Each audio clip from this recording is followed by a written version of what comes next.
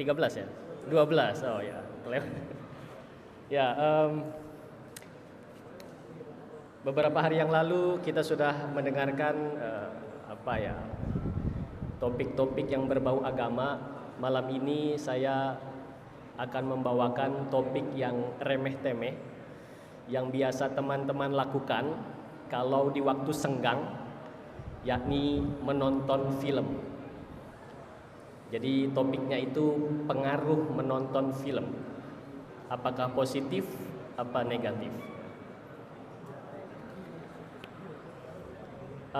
Kebetulan saya itu mengajar film di salah satu perguruan tinggi di Jakarta Selatan. Sudah kurang lebih 3 tahun di sana mengajar film. Dan S2 saya kajian film di, kalau sekarang berubah namanya Université Polytechnique Hauts-de-France. Ada yang tahu? Universitas Politeknik Perancis Utara.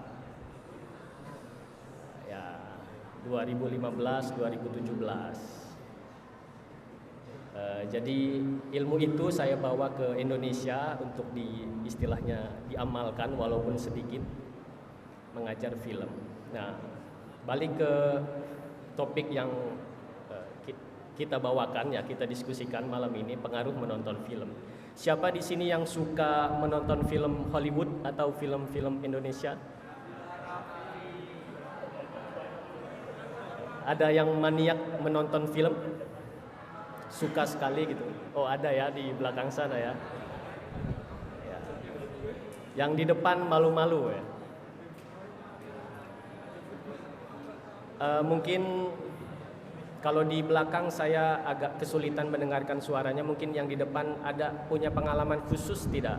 Setelah menonton film itu apa yang dirasakan? Terakhir nonton film apa, Ananda? Film superhero?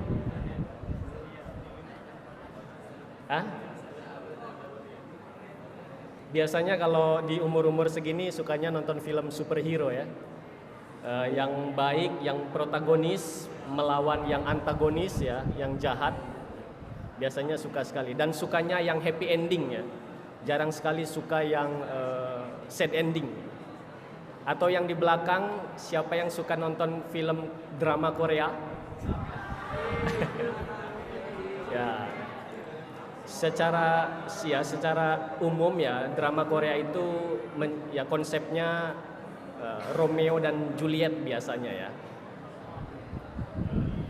Balik lagi, atau pernah di jalanan melihat anak-anak mengenakan baju Naruto ya, atau berlari layaknya Naruto?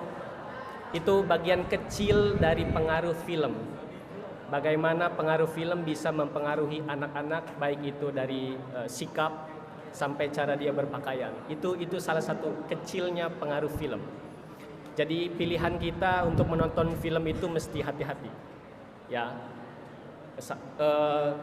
Di Man Insan Cendekia ini siswa-siswinya harus pintar-pintar memilih mana film yang memiliki edukasi yang baik, mana film yang bisa mempengaruhi ke arah yang tidak baik. Mudah-mudahan setelah malam ini teman-teman Ananda semua bisa memilah film-film mana yang harus ditonton dan film mana yang harus tidak ditonton.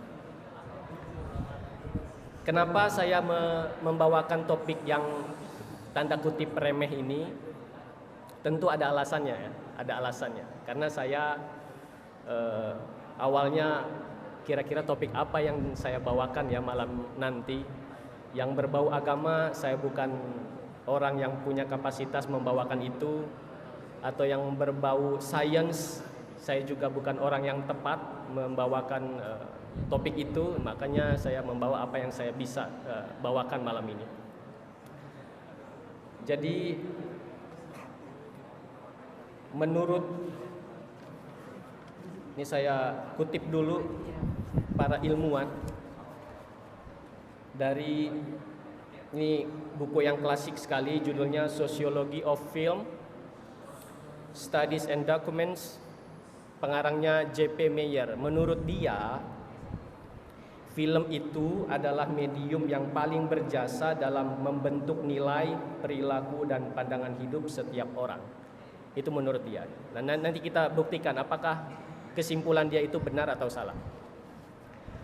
Contoh tadi yang disampaikan di awal, anak kecil atau kita ya meniru perilaku yang selayaknya kita tonton, atau aktor-aktor yang kita cintai, aktris yang kita sukai, biasanya kita tiru sikap dan perilakunya. Contohnya yang anak kecil memakai baju Naruto tadi ya, itu contoh kecil dari pengaruh film.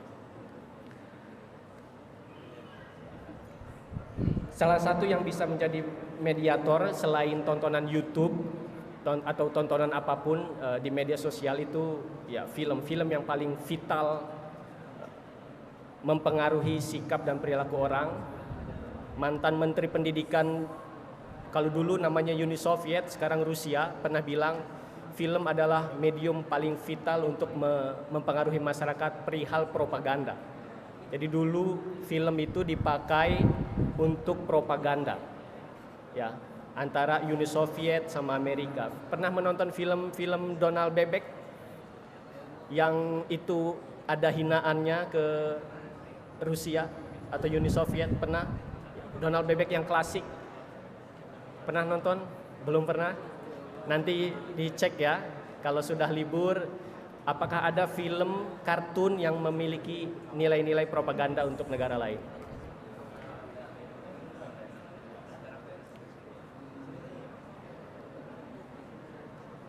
Mungkinkah film yang ditonton itu berpengaruh ke emosi yang kita miliki?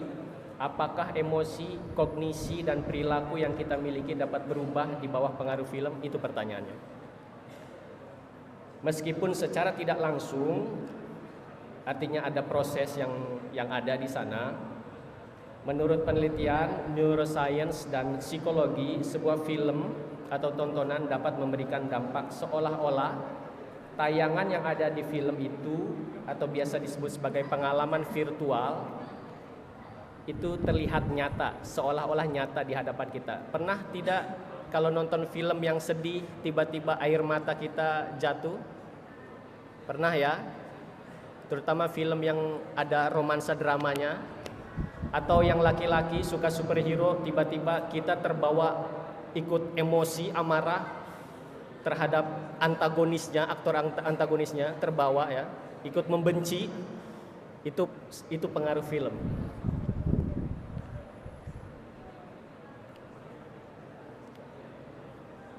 Atau film yang saya sukai, film India. Ya. Saya suka sekali film India, film Negeri Vrindavan ya. Vrindavan. Ya. Saya suka sekali film India. Kenapa? Karena banyak sekali nilai-nilai kearifan lokal yang dibawa. Dia konsisten. Negara India itu konsisten membawa kearifan lokal. Contohnya film-film Shah Rukh Khan. Dia selalu membawa kearifan lokal dalam bentuk nyanyian ya. Dia konsisten nyanyian. Ya. Artinya secara tidak langsung memberikan nilai tersendiri dari film-film Hollywood yang ada ya. Artinya ada versi lain loh selain film-film yang hanya bertarung saja, yang action saja, yang tembak-tembakan saja. Film Vrindavan juga atau Negeri India bisa ada warna khusus, yakni yang kalau ngelihat pohon biasanya sering langsung menari begitu ya. Itu film-film India. Jadi menurut Developmental Cognitive Neuroscience menjelaskan bahwa di bagian depan kita nih, otak depan nih, otak yang paling besar, namanya the cerebral cortex. Mungkin itu cara bacanya, saya tidak tahu. Itu bisa menyimpan memori, kecerdasan, ingatan yang lama atau yang lain sebagainya. Yang ini paling vital. Kalau sudah terpengaruhi ininya, itu bisa repot. Jadi pinter tidaknya seseorang itu tergantung pengaruh yang ada di otak depan ini, cerebral cortex ini. Jadi kalau ingin jadi pintar, bagian depannya ini harus diasah terus-menerus. Tapi kalau ingin merusak otak kita juga bisa. Jadi dirusak aja bagian otak depannya ini, menonton yang tidak baik dan lain sebagainya. Jadi gampang sekali mempengaruhi orang itu benar atau buruknya seseorang itu